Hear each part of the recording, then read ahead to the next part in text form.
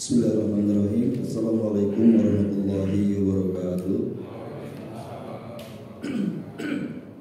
Alhamdulillahilladzi bi ni'matihi tatimmu shalihat mujibu da'awat rafi'u darajat walladzi yaqbalu taubatan ibadihi wa ya'fu 'anil sayyi'at. Asyhadu an la ilaha illallah wahdahu la syarika lah wa asyhadu anna Muhammadan 'abduhu wa rasuluhu alladzi la nabiyya ba'dahu. Allahumma sholli ala Muhammadin wa ala alihi wa ashabihi wa man tabi'ahum bi ihsanin ila yaumil ba'du. Qala Allah ta'ala fi kitabil karim, a'udzu billahi minasy syaithanir rajim. Ya ayyuhalladzina amanu taqullaha wa qulu qawlan sadida yuslih lakum a'malakum wa yaghfir lakum dzunubakum wa may yuti'illaha wa rasulahu faqad faza fawzan 'azima. Wa qala Rasulullah sallallahu alaihi wasallam, arba'un hunna min atyabil kalami wa hunna min al-Qur'an la yadurru bi ayyihinna bada'a. Subhanallah walhamdulillah wa la ilaha illallah wallahu akbar. Amma ba'du, fa inna khairal kalami kalamullah wa khairal hadi hadi Muhammadin sallallahu alaihi wasallam. Jamaah rahimakumullah, bersyukur kita panjatkan selalu kepada Allah Subhanahu wa taala. Salah satu cara kita bersyukur kepada Allah adalah cara kita memperbanyak bertasbih, berzikir kepada Allah Subhanahu wa taala. Fazkuruni azkurkum washkuruli wala takfurun. Berzikirlah kalian kepadaku, ingatlah kalian kepadaku, pasti aku akan ingat kepada kalian, kata Allah. Dan bersyukurlah kalian kepadaku dan janganlah kalian kufur. Ayat ini Allah kaitkan antara perintah berzikir dengan perintah bersyukur. Para ulama mengatakan bahwa di antara orang yang paling bersyukur kepada Allah Subhanahu wa taala adalah mereka yang lisannya paling banyak berzikir kepada Allah Subhanahu wa taala. Begitu pula salawat dan salam, marilah terus kita lantunkan, basahi lisan kita dengan memperbanyak bersalawat dan bersalam kepada Rasulullah sallallahu alaihi wasallam. Para ustaz, para dai sering sekali mengingatkan agar kita untuk terus memperbanyak salawat kepada Rasulullah sallallahu. Kalimat pengingat ini dari para dai, ini bukan kalimat basa-basi, tapi ini adalah kalimat yang sangat penting karena kita dalam hidup ini sangat dianjurkan untuk memperbanyak bersalawat kepada Rasulullah SAW. Nabi mengatakan, Inna lillahi sayyahuna fil ardi minal malaika. Sesungguhnya Allah itu memiliki wakil di muka bumi ini dari kalangan malaikat. Sekali lagi, kata Nabi, Allah itu memiliki wakil-wakil di muka bumi ini dari kalangan malaikat. Yang tugas malaikat ini sebagai wakil Allah di muka bumi, tugasnya adalah untuk mencari hamba-hambanya yang bersalawat kepada Rasulullah SAW. Kata Rasulullah SAW, ketika ada seorang hamba yang bersalawat kepada Rasulullah SAW, itu pasti ditemukan oleh malaikat tadi. Ya, tidak ada satupun hamba di muka bumi ini yang bersalawat kepada Rasulullah SAW yang tidak ditemukan oleh malaikat wakil Allah tadi. Ketika malaikat menemukan orang yang bersalawat kepada Rasulullah SAW, apa kata Rasulullah? Maka malaikat itu langsung menyampaikannya kepadamu. Sekali lagi bayar kata Nabi, setiap ada seorang hamba di muka bumi ini yang bersalawat kepada Rasulullah SAW, itu pasti salawat itu ditangkap oleh malaikat dan langsung disampaikannya kepada Rasulullah SAW. Jadi jamaah Allah ya, Rasulullah sangat tahu. Ya, Rasulullah sangat tahu siapakah di antara hambanya yang suka bersalawat, yang jarang bersalawat dan rajin bersalawat. Kenapa? Karena setiap sekali bersalawat itu langsung informasi itu malaikat sampaikan kepada Rasulullah SAW. Ya. Kenapa demikian? Ya, karena Rasulullah tidak meninggal, Pak. Ya. Hakikatnya Rasul tetap hidup ya. Ya, Rasul tetap dihidupkan, Pak ya. Jangankan Rasulullah, Allah katakan, Pak, orang-orang yang mati syahid saja, begitu mereka meninggal dunia, dimasukkan ke dalam kubur, maka mereka dihidupkan kembali. Wala taqulu liman yuqtalu fi sabilillahi amwat bal ahya'un walakin la tashkurun. Kata Allah, jangan sekali-kali kamu mengira orang-orang yang terbunuh di medan perang itu mereka mati. Mereka tetap hidup, cuma kita tidak menyadarinya. Orang yang mati syahid saja Pak, begitu mereka dimasukkan ke dalam kubur, dihidupkan kembali oleh Allah Subhanahu wa taala. Dan kematian Rasulullah lebih mulia daripada orang yang meninggal mati syahid. Artinya Rasulullah tetap hidup ya. Cuma kita nggak tahu saja ya, Rasulullah hidup Pak. Makanya setiap ada hamba yang bersalawat pasti Nabi akan tahu.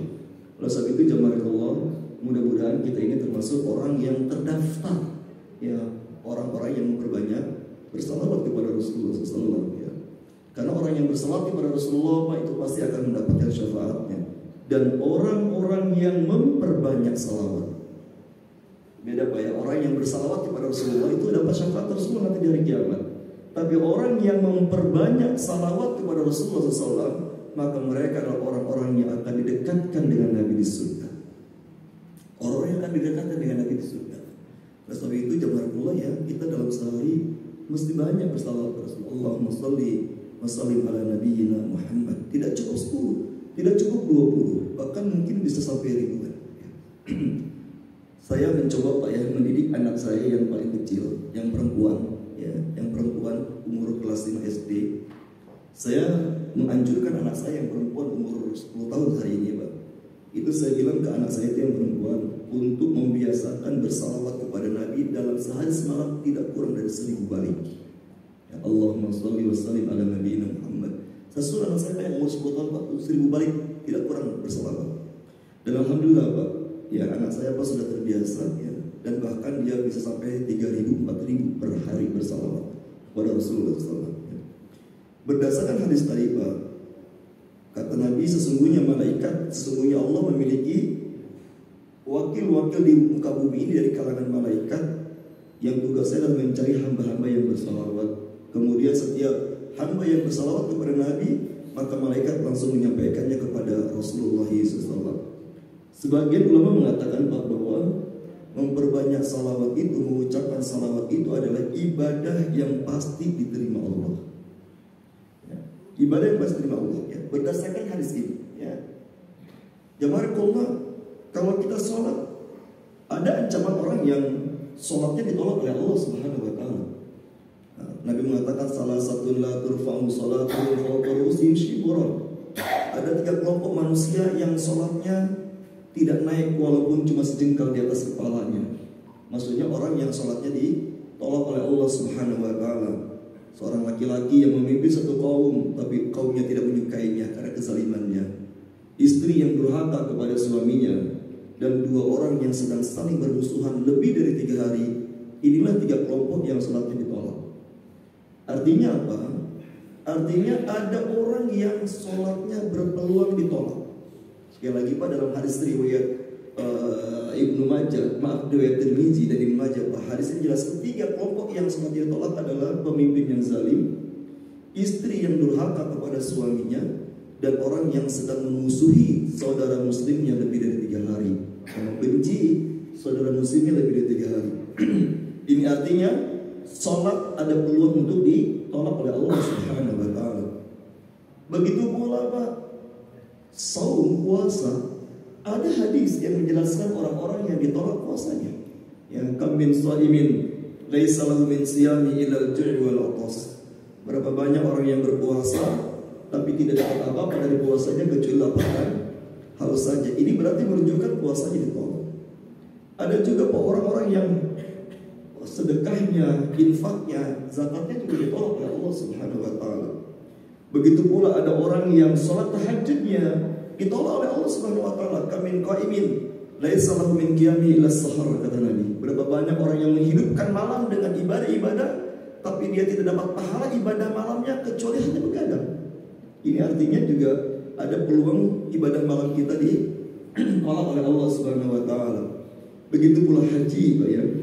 Nabi mengatakan ketika ada mengatakan labbaik Allahumma labbaik, labbaik la syarika labbaik, dan seterusnya, ketika bertalbiyah maka Allah memberikan jawaban la labbaik wa la sa'daik hajjuka mardudun. Allah katakan ketika mengatakan labbaik Allahumma labbaik, aku memenuhi panggilanmu ya Allah. Kata Allah, la labbaik, aku tidak pernah memanggilmu untuk haji.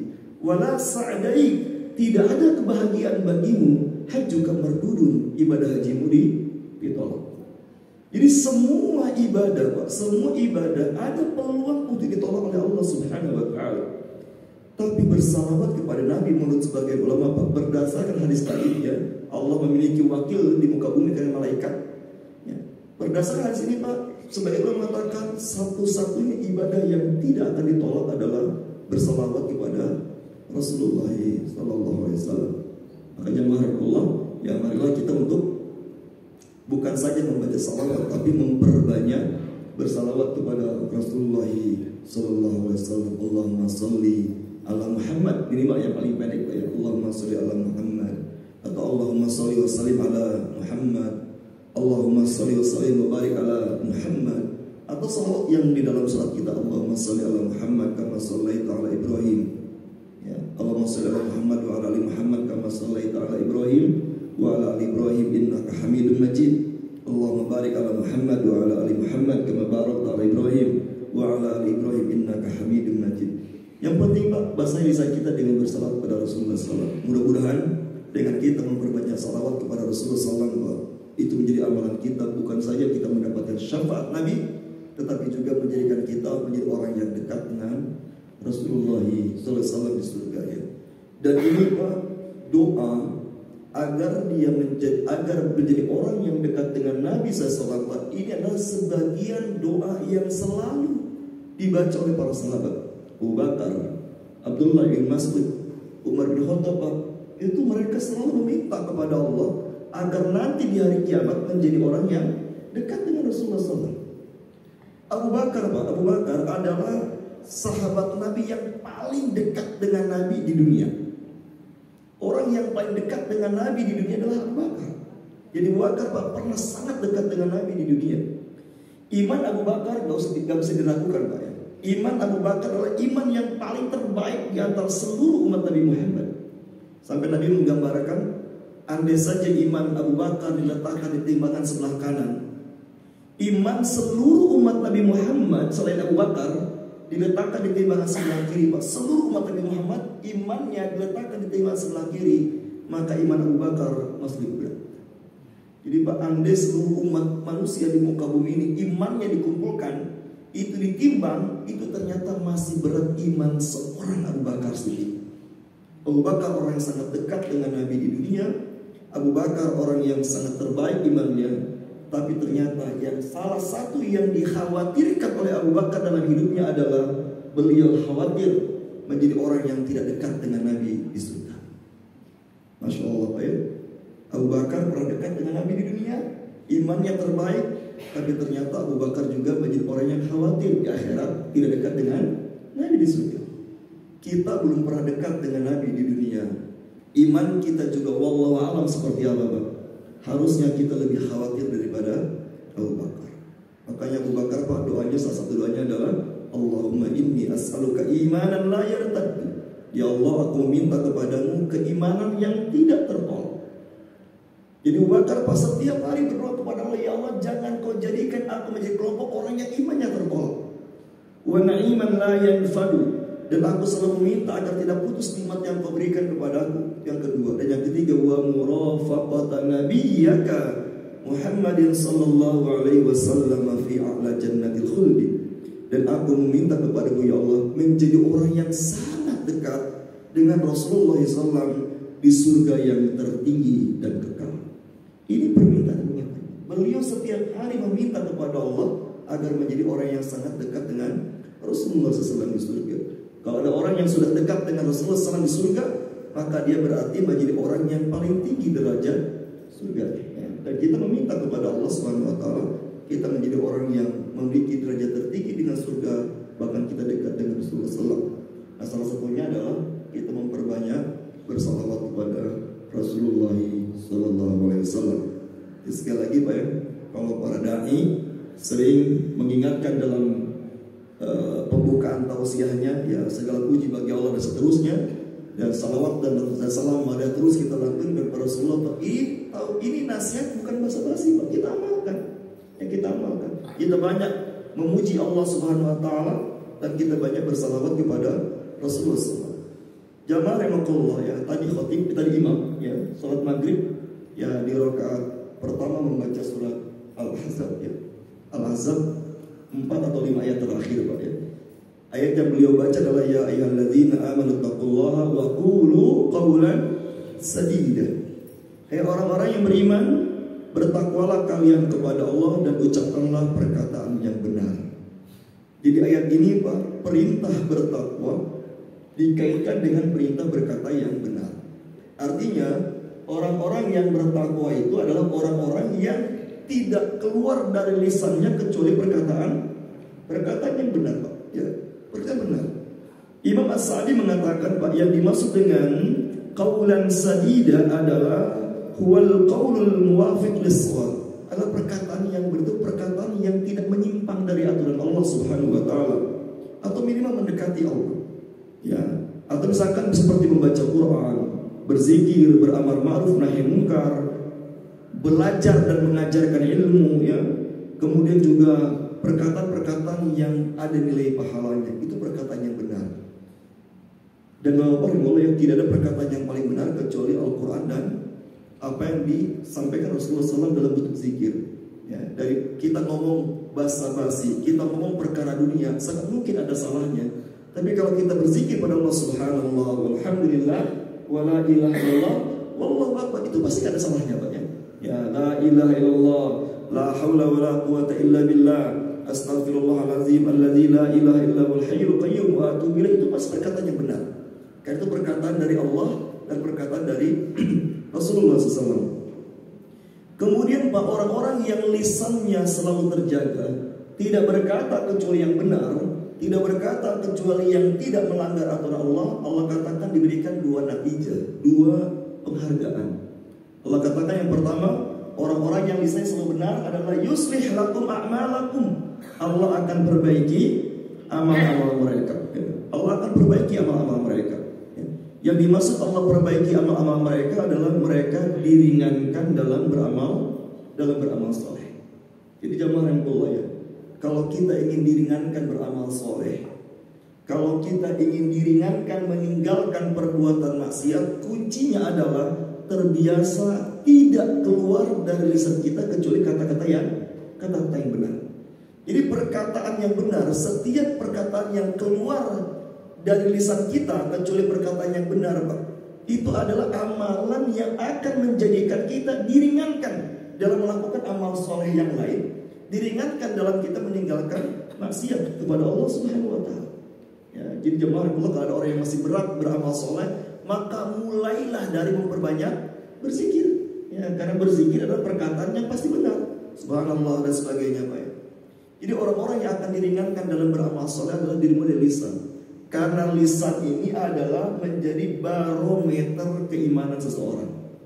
Jadi jamaah Allah, keimanan kita, ya baik buruknya keimanan kita, itu sangat ditentukan dari lisan kita. Ya, man kana yu'minu billahi wal yawmil akhir falyaqul khairan aw liyasmut. Barang siapa yang beriman kepada Allah dan hari akhir, kata Nabi, hendaklah berkata yang baik atau diam.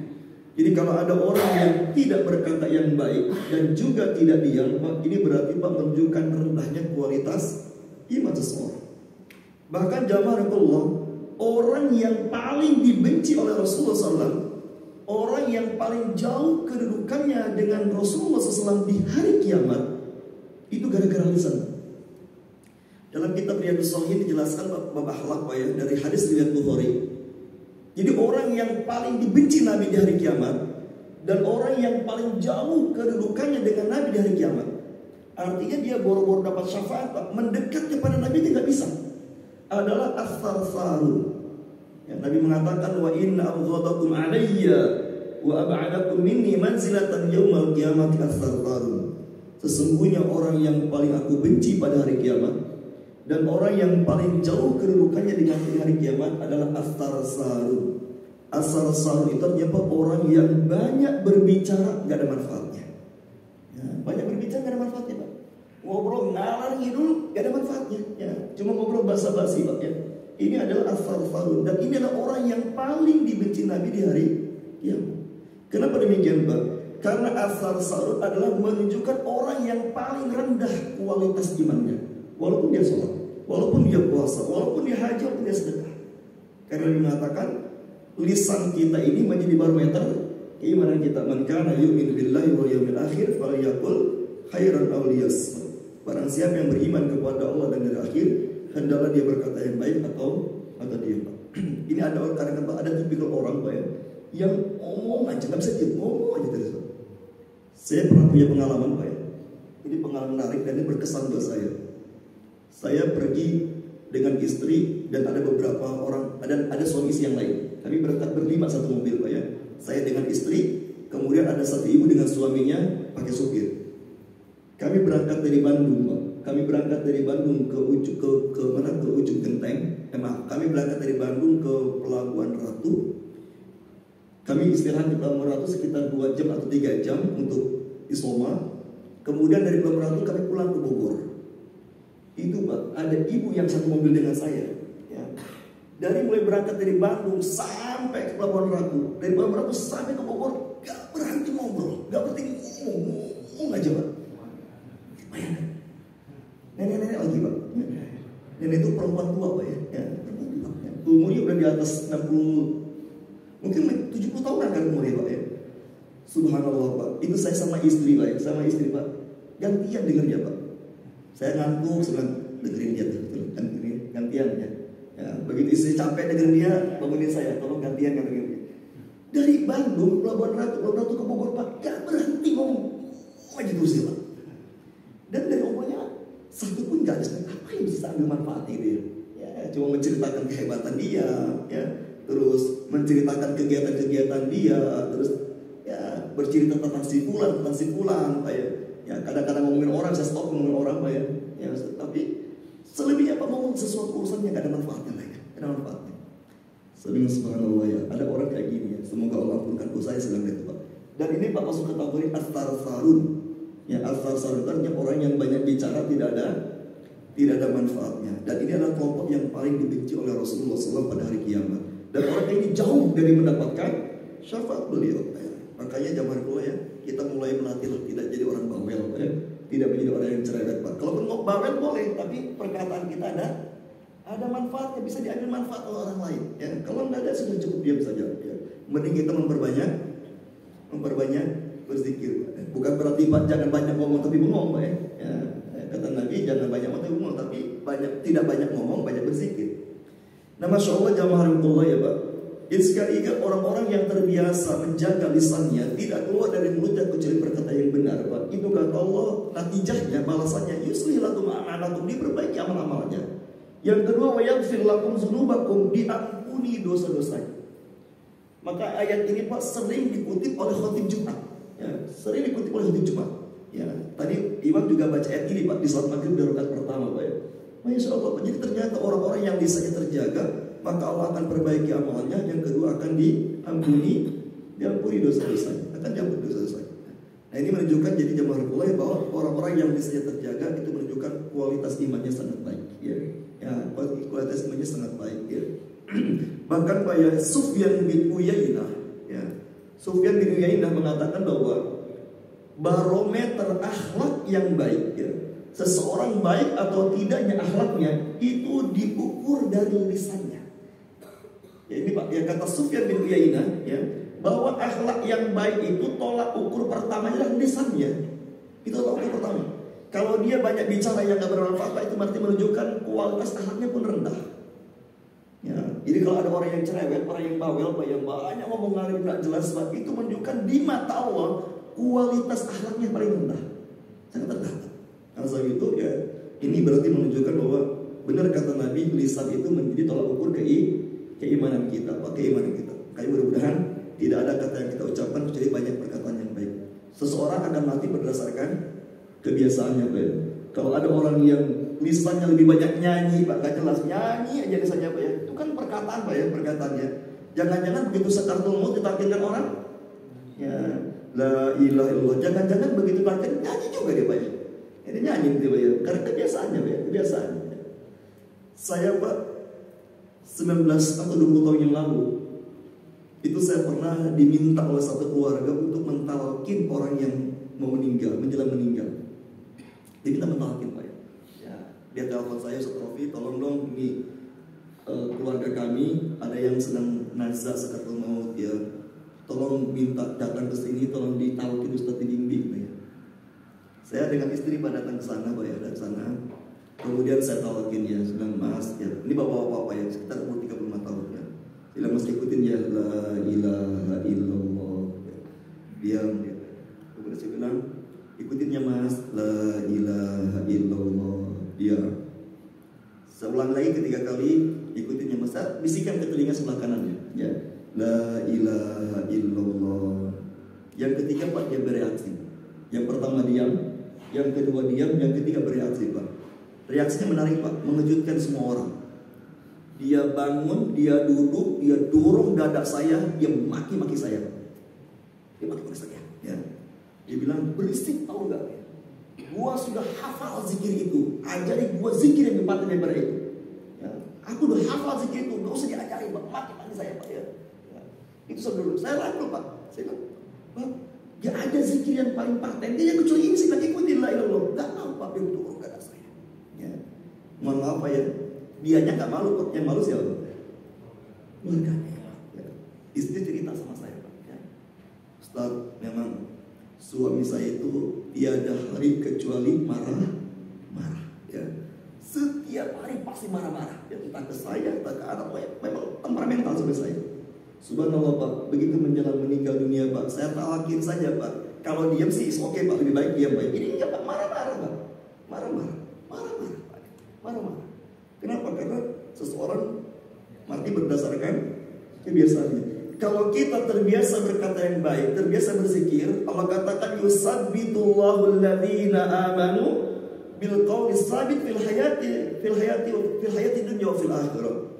Allah teguhkan perkataan orang yang teguh dengan perkataan yang teguh. Allah teguhkan orang-orang yang beriman dengan perkataan yang teguh di dunia dan di akhirat. Maksud ayat ini Pak ya, surat ke-14 ayat 27. Allah teguhkan orang beriman dengan perkataan yang teguh di dunia dan di akhirat. Itu maksudnya adalah orang-orang yang terbiasa berzikir, terutama kalimat la ilaha illallah Pak, terus misalnya terbiasa berzikir Pak, itu ternyata itu akan meneguhkan iman dia di dunia dan akan meneguhkan iman dia pada saat sakaratul maut.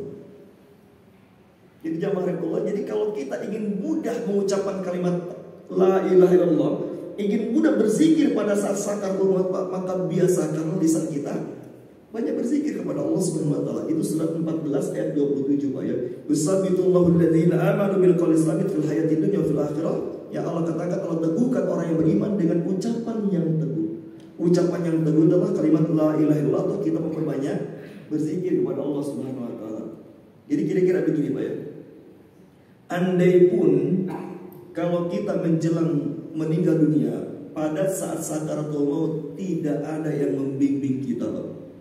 Kan jamaah itu ya, kalau ada orang yang sedang sakaratul maut kan Pak, kata Nabi dianjurkan dari talqin. Lakinu mautakum bila ilaha illallah. Talqinkanlah orang yang mau meninggal itu dengan kalimat la ilaha illallah. Tujuannya adalah Pak, kita membimbing orang yang sedang sakaratul maut dengan kalimat la ilaha illallah. Itu tujuannya adalah mengingatkan dia supaya dia tidak sujud kecuali hanya kepada Allah. Nabi mengatakan Pak, karena godaan setan yang paling kuat adalah pada saat kita sedang sakaratul maut. Ya, godaan setan yang paling kuat adalah pada saat kita sedang sakaratul maut Pak. Jadi setan mengatakan kira-kira gini loh, kata Nabi Pak ya. Kalau orang ini tidak rusak imannya ketika sakaratul maut, maka kata setan, aku kehilangan satu pasukan di neraka.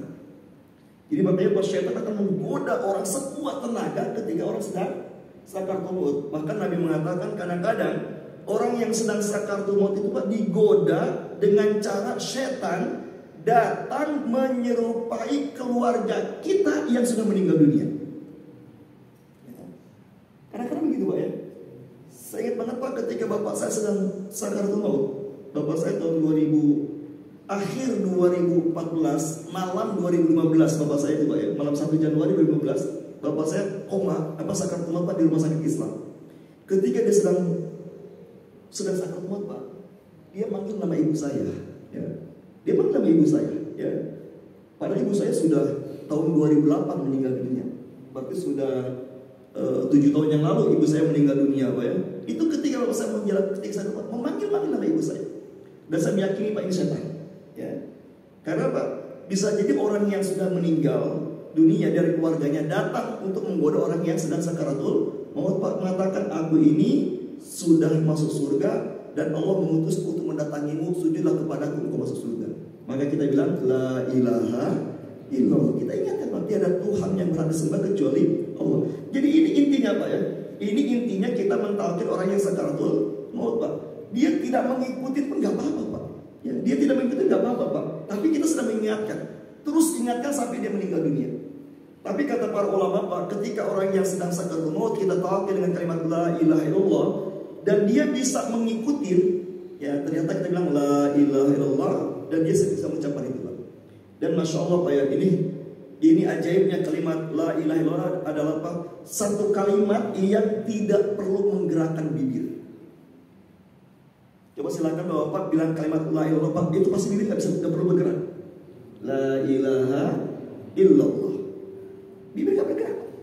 Tapi kita bilang subhanallah Pak, pendek, itu pasti bergerak bibir kita. Subhanallah, alhamdulillah, bergerak. Tapi begitu kalimat la ilaha illallah itu nggak perlu bergerak bibir kita Pak. Ini adalah sebuah kalimat yang paling ringan diucapkan oleh orang-orang yang sudah sangat dalam keadaan sangat-sangat lemah. Ya, sakaratul maut kan berarti kondisinya sangat lemah Pak. Maka bimbinglah dengan kalimat la ilaha illallah. Kalaupun dia tidak mengikuti talqin kita, nggak masalah Pak. Karena tujuan kita adalah mengingatkan dia supaya tidak sujud kepada selain Allah ketika sakaratul maut. Kalau dia mengikuti Pak, kita bilang la ilaha illallah, ternyata dia bisa mengikuti Pak. Kata para ulama, stop, gak usah dibimbing lagi. Ya, ada orang sedang sakaratul maut, kita bimbing la ilaha illallah, ternyata dia ngikutin la ilaha illallah. Kata para ulama Pak, kalau dia sudah melafazkan kalimat itu, stop, gak usah dibimbing lagi, biarkan. Dengan harapan mudah-mudahan itu kalimat yang terakhir yang dia ucapkan. Ya, karena Nabi mengatakan man kana akhiru kalamihi la ilaha illallah dakhala jannah. Barang siapa yang akhir ucapan dalam hidupnya adalah kalimat la ilaha illallah, pasti dia masuk surga. Ya, berarti masuk surga gampang atau susah Pak? Masuk surga gampang atau susah Pak? Gampang Pak ya. Ya, gampang Pak. Cukup ucapan terakhir kita adalah kalimat la ilaha illallah. Jadi Bapak kalau ingin surga sekarang bilang la ilaha illallah, habis itu jangan ngomong lagi seumur hidup Pak, sudah meninggal. Bisa nggak kira-kira? Kan nggak bisa Pak ya? Kan nggak bisa Pak. Makanya supaya kita bisa mengucapkan kalimat itu Pak, nanti di saat sakaratul maut Pak, maka biasakanlah lisan kita memperbanyak zikir kepada Allah Subhanahu wa taala. Biasakan memperbanyak zikir kepada Allah Subhanahu wa taala. Saya Pak bawa satu kitab fikih doa dan zikir karangan Syekh Abdul Razak bin Abdul Muhsin Al-Badar. Di sini Pak disebutkan keutamaan mengucapkan kalimat subhanallah walhamdulillah wala ilaha illallah wallahu akbar Pak. Dalam buku ini Pak dijelaskan ada sekitar 11 keutamaan memperbanyak membaca subhanallah walhamdulillah wala ilaha illallah wallahu akbar Pak ya. Ini sangat bagus Pak buku ini Pak ya. Ini buku sangat bagus Pak. Ini untuk memotivasi kita memperbanyak zikir kepada Allah Subhanahu wa taala ya. Ini ada 2 jilid Pak ya. Ada 2 jilid nih. Saya bawa jilid pertama, ada 2 jilid terjemahannya fikih doa dan zikir. Ya. Saya bacakan secara singkat Pak ya. Di antara keutamaan berbanyak subhanallah walhamdulillah wala ilaha illallah wallahu akbar, kata Nabi adalah itu ucapan yang paling dicintai Allah setelah Al-Qur'an. Ahabul kalami ilallahi ta'ala arba.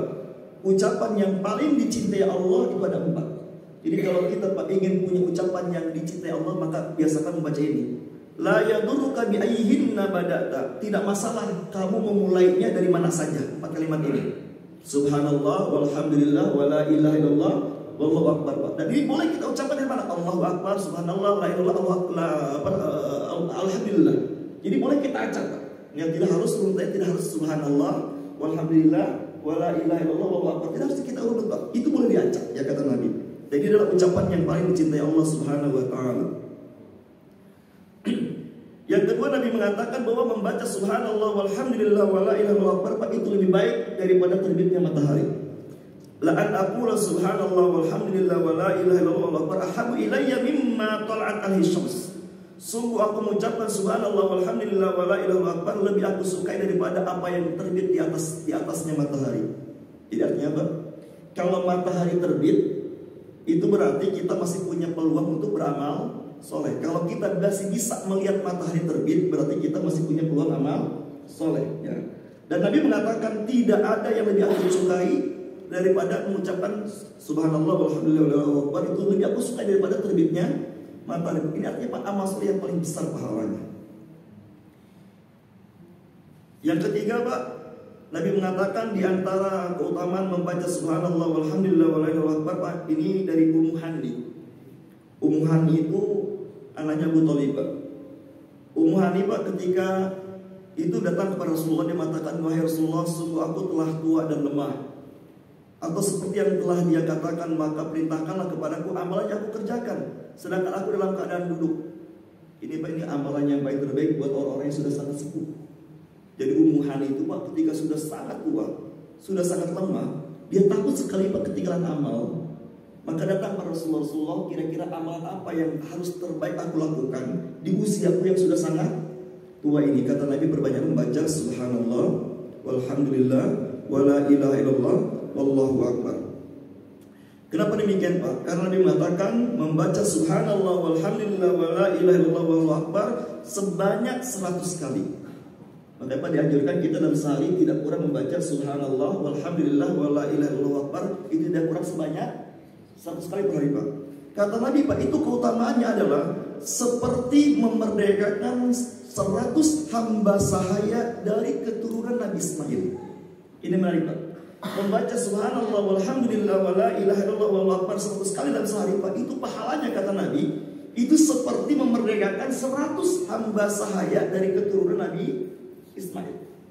Ada kalimat dari keturunan Nabi Ismail. Kenapa demikian, Pak? Karena hamba sahaya di zaman itu yang paling mahal harganya adalah keturunan Nabi Ismail. Itu paling mahal, Pak. Bayangkan, Pak, kita dalam sehari bisa memerdekakan hamba saya sebanyak 100 orang hamba saya. Itu pun hamba saya yang paling termahal. Itu dengan membaca Subhanallah walhamdulillah wala ilaha illallah Allahu akbar. Padahal, Pak, Nabi mengatakan dalam hadis yang lain, sekali satu hamba sahaya yang kita merdekakan, satu hamba sahaya yang kita merdekakan, Pak, maka Allah akan jamin kita akan dibebaskan dari api neraka. Hari ini, Pak, tidak ada hamba sahaya. Di zaman kita nggak ada hamba sahaya, dan di akhir zaman akan kembali ada hamba sahaya. Hari ini nggak ada hamba sahaya, Pak, kita tidak punya peluang untuk memerdekakan hamba sahaya. Padahal memerdekakan satu hamba sahaya itu keutamaannya akan dibebaskan dari api neraka. Tapi Islam adalah agama yang adil. Islam adalah agama alternatif yang luar biasa. Begitu hari ini gak ada hamba sahaya, kita bisa dalam sehari memerdekakan 100 hamba sahaya termahal. Itu dengan membaca Subhanallah walhamdulillah wala ilaha illallah wallahu akbar sebanyak 100 kali. Di sini disebutkan, Pak, yang keempat, di antara amalan keutamaan membaca tasbih yang 4 tadi, Pak, itu adalah, kata Nabi, menghapuskan dosa walaupun sebanyak buih di lautan. Ma'al ardil rajulun yaqul, tidak ada seorang pun laki-laki di muka bumi ini yang mengucapkan la ilaha illallah wallahu akbar subhanallah walhamdulillah. Ini sama Nabi diacak. Wala haula wala quwwata illa billah illa kufrat anhu dhunubahu walau kanat aktsara min zabadil bahr.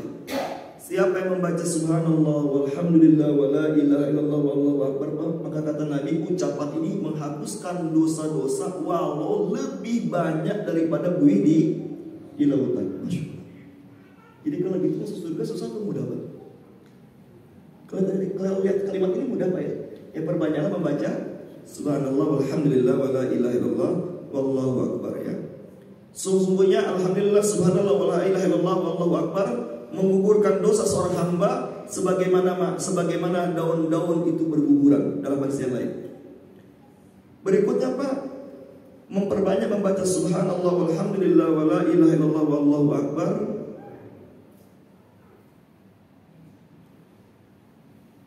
Itu setiap sekali membaca Subhanallah walhamdulillah wala ilaha illallah akbar, Pak, itu nanti setiap sekali membaca itu, kata Nabi, maka di surga Allah tumbuhkan satu tanaman untuk kita.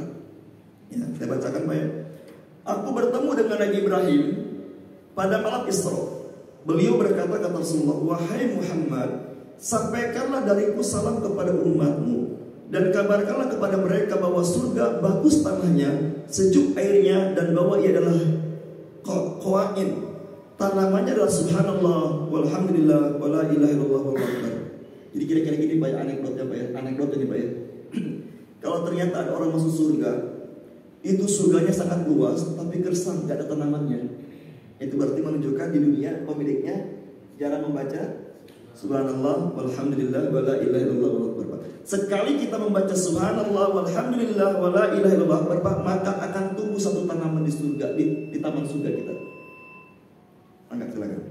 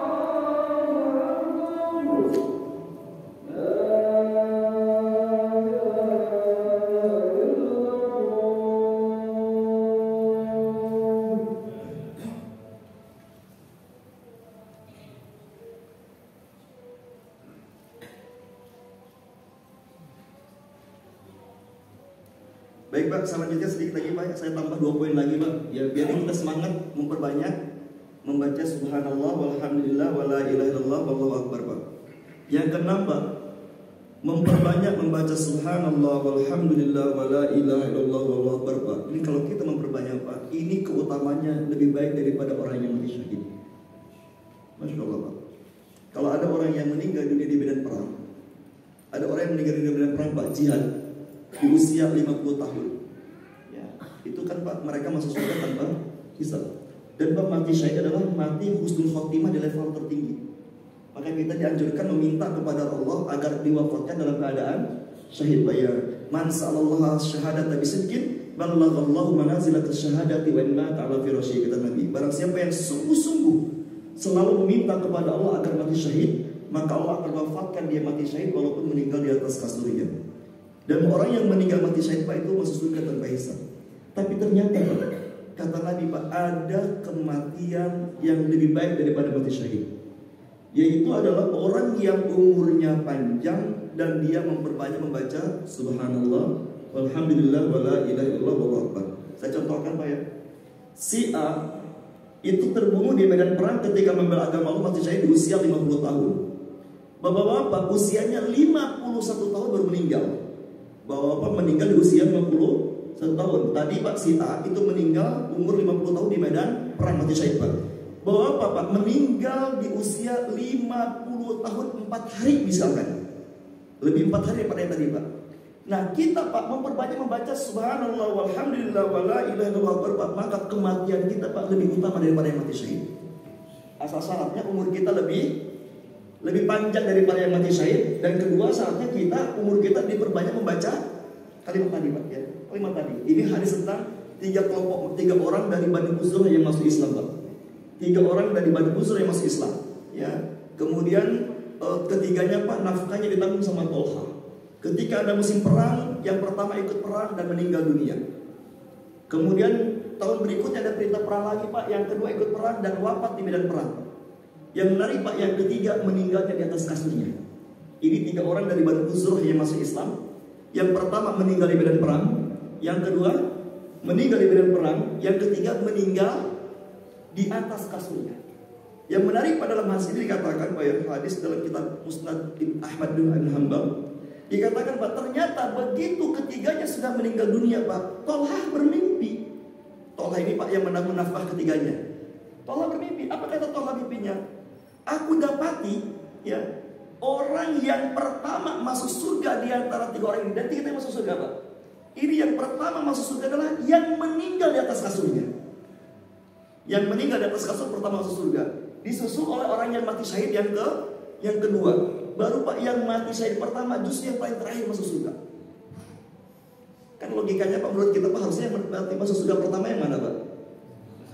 Yang berperang di medan perang kan Pak ya. Tapi ternyata kata Tolhah dalam mimpinya justru yang pertama masuk surga adalah yang terakhir Pak, yaitu yang meninggal di atas kasurnya Pak. Maka beliau pun mendatangi Rasulullah SAW Pak, mengadukan, kok bisa begitu mimpi saya Rasulullah? Apa kata Rasulullah? Ma'an kata min dzalik laisa ahadun afdala indallahi min mu'minin yu'ammaru fil Islam yaksuru bi takbirihi wa tasbihi wa tahlihi wa tahmidihi. Kata Rasulullah, kenapa wahai Tolhah engkau bingung? Mimpimu benar, kata Nabi Pak. Jadi yang meninggal di atas kasur masuk surga lebih dulu dibanding yang mati saja kedua. Kenapa kata Nabi Pak? Karena yang meninggal di atas kasur itu Pak umurnya yang paling panjang. Karena yang meninggal terakhir Pak, dia umur yang paling panjang dan dia semasa hidupnya memperbanyak membaca Subhanallah, Alhamdulillah, wa la ilaha illallah, wallahu akbar. Masya Allah. Ya, kalau kemarin Pak ada orang yang meninggal dunia, ada orang yang meninggal dunia karena COVID dan mudah-mudahan mereka syahid Pak di usia 60 tahun. Bapak-bapak hari ini usianya sudah 65 tahun Pak. Kematian Bapak di esok hari Pak bisa lebih baik daripada mereka. Asal syaratnya adalah memperbanyak membaca Subhanallah, Alhamdulillah, wa la ilaha illallah, wallahu akbar. Jadi Pak ternyata ada amalan yang mengalahkan mati syahid, yaitu orang yang umurnya lebih panjang dan dia memperbanyak membaca Subhanallah, Alhamdulillah, wa la ilaha illallah. Maka bersyukur Pak ini bapak yang usianya sudah tidak muda lagi Pak. Ya, yang sudah melewati masa pensiun 65, 70 Pak. Ini peluang bapak-bapak mendapatkan pahala yang lebih baik daripada mati syahid. Asal syaratnya jangan banyak ngobrol Pak, jangan banyak main HP ya. Syaratnya memperbanyak membaca Subhanallah, Alhamdulillah, wa la ilaha illallah, Allahu akbar. Baik Pak, yang terakhir Pak, yang terakhir. Ini sebenarnya tadi ada berapa? Ada 11, ya, tapi saya baca yang terakhir Pak. Ternyata Pak membaca Subhanallah, Alhamdulillah, wa la ilaha illallah Pak, itu ternyata adalah amalan yang paling kuat menjaga kita dari api neraka. Amalan yang paling kuat menjaga kita dari api neraka. Rasulullah mengatakan Pak, ya, Nabi mengatakan dari Abu Hurairah kata Rasul, ambillah perisai kalian. Ambillah perisai kalian. Kami berkata, wahai Rasulullah, perisai dari musuh yang telah tiba. Apakah kita harus punya perisai, punya benteng untuk apa? Untuk membentengi kita dari serangan musuh yang datang secara tiba-tiba? Kata Nabi, tidak. Bahkan perisai kamu itu adalah perisai dari api neraka. Bukan sekedar perisai dari serangan musuh, tapi ini perisai yang akan menjagamu dari api neraka. Nabi mengatakan, ucapkanlah Subhanallah, walhamdulillah, wala ilaha illallah, wallahu akbar. Sungguh kalimat-kalimat itu akan datang hari kiamat sebagai penyelamat dan pendahulu-pendahulu. Jadi Masya Allah Pak. Kata Nabi, kalau kita memperbanyak membaca tadi yang 4 Subhanallah, wallahu akbar, itu ternyata Pak begitu di hari kiamat Pak, dia akan datang lebih dulu daripada kita untuk membentengi kita dari api neraka. Jadi ternyata Pak ya, kalau lihat hadis ini Pak, ternyata begitu mudah masuk surga Pak. Tinggal maunya aja, ya, tinggal maunya aja. Makanya biasa kalau kita memperbanyak Subhanallah. Dan yang menarik Pak, Subhanallah, Alhamdulillah, wallahu akbar Pak, kata Nabi, al-baqiyatus shalihat. Itulah perkara-perkara yang kekal yang salih. Artinya Pak, memperbanyak Subhanallah, walhamdulillah, wala ilaha illallah Pak, itu pahalanya tidak akan pernah hilang. Pahalanya tidak akan pernah hangus dan terus mengalir sampai hari kiamat pahalanya. Karena itu kata Nabi itu adalah al-baqiyatus shalihat. Masya Allah, jazakumullah ya. Kalau kita baca, saya Pak baca buku ini Pak sangat jadi semangat Pak memperbanyak membaca zikir Pak. Karena ini menjelaskan tentang keutamaan zikir Pak ya. Jadi dalam kesempatan ini Pak jazakumullah, kalau Allah ingin lindungi kita dari keburukan dunia akhirat, maka biasakan lisan kita memperbanyak berzikir, terutama zikir yang paling dicintai Allah adalah Subhanallah, Alhamdulillah, wa la ilaha illallah. Tadi saya sudah sampaikan di antaranya ada 8 keutamaan membaca itu. Mudah-mudahan lisan kita dimudahkan oleh Allah Subhanahu wa taala untuk memperbanyak zikir. Semoga Allah kuatkan kita untuk menghindari perkataan-perkataan yang buruk. Ma yalfizu min qaulin illa ladaihi raqibun atid, kata Allah. Tidak ada satu kata pun yang keluar dari mulut kita kecuali di hari kiamat akan ada hisabnya. Setiap satu kata yang keluar dari mulut kita, Pak, itu pasti ada hisabnya. Subhanallah, Pak. Kalau banyak kata yang bermanfaat, Pak, betapa berat hisab kita. Tapi kalau memperbanyak zikir, betapa ringan hisab kita. Mudah-mudahan Allah ringankan hisab kita di hari kiamat karena lisan kita memperbanyak berzikir kepada Allah Subhanahu wa taala. Demikian, mohon maaf atas segala kekurangannya. Subhanallah wa bihamdika asyhadu an la ilaha illa anta astaghfiruka wa atubu ilaik. Semoga ada manfaatnya. Wassalamualaikum